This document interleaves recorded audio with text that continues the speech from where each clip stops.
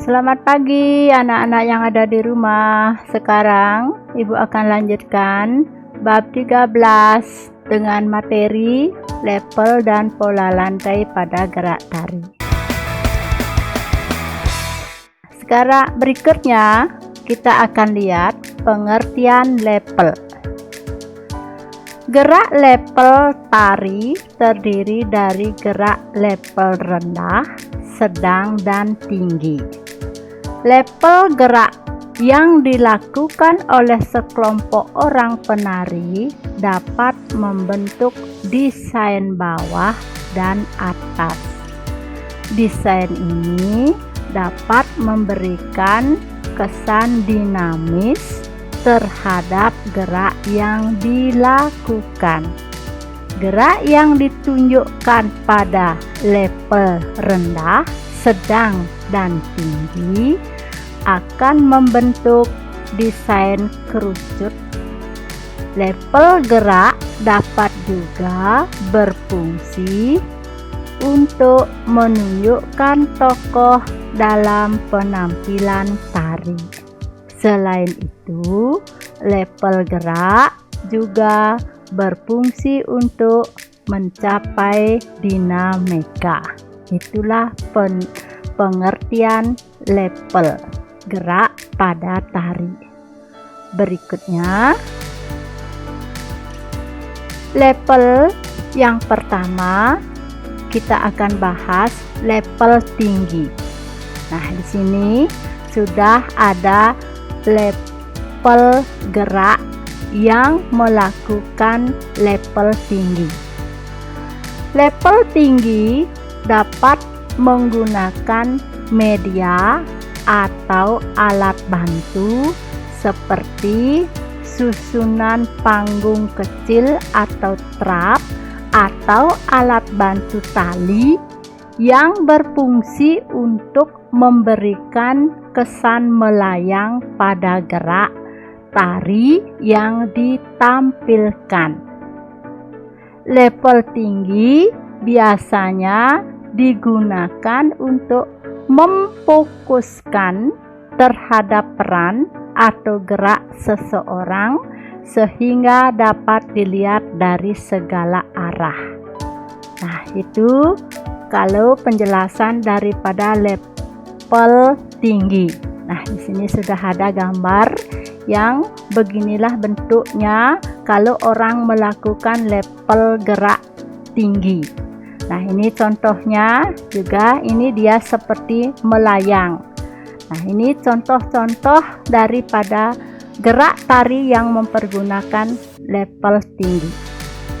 Berikutnya, level sedang. Gerak dengan level sedang hampir dimiliki oleh semua tari tradisional. Level sedang ditunjukkan pada posisi penari berdiri secara lurus di atas pentas. Nah, ini contohnya. Ini adalah contoh gerak tari yang mempergunakan level sedang. Ini juga contoh gerak tari yang mempergunakan level sedang. Berikutnya, level rendah. Gerak berguling dari satu tempat ke tempat yang lain yang dilakukan dalam tari termasuk ke dalam level rendah. Ketinggiannya minimal dicapai penari adalah pada saat rebah di lantai. Ini contoh gerak tari yang mempergunakan level rendah. Ini juga ya berguling di lantai, contoh gerak tari yang menggunakan level rendah. Berikutnya, nah, sekarang kita akan ke jenis pola lantai. Jenis pola lantai. Pola lantai garis lurus. Pola lantai garis lurus sering dijumpai pada pertunjukan tari tradisi di Indonesia.